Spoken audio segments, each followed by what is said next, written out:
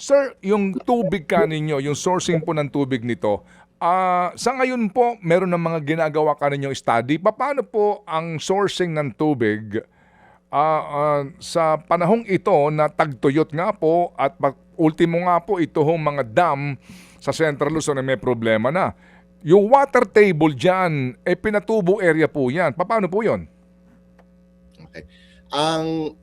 Sa simula pa lang po ng proyekto na to, nung ginawa po namin yung master plan ng Nuclear City noong mga taong 2017, pinag-aralan na po namin ng iba't ibang geo-hazard and conditions, environmental conditions. At nakakatuwa naman po, marami pong siyang water tributaries, no? Maraming ilog doon, maraming waterways, at nakasaad po sa aming master plan, hindi namin sisirain naman yan. Hindi namin sila i-disturb dahil magandang kabahagi ang nature, kalikasan sa development.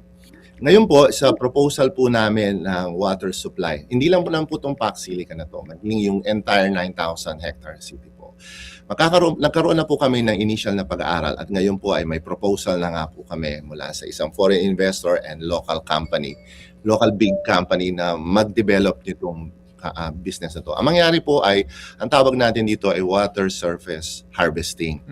Na po, alam po natin kasi, ako po, taga Pampanga po ako.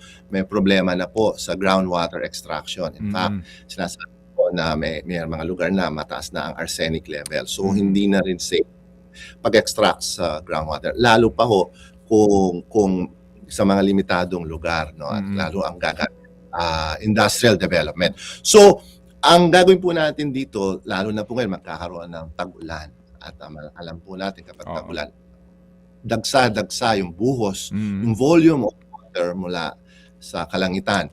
So, ang gagawin natin dito, i-impound natin.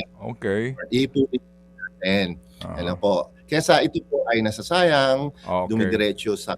Sige, so ang inyo pong source dito, sir, lumalabas, isa sa mga sources po ninyo ay yung pag-impound nga po ng rainwater.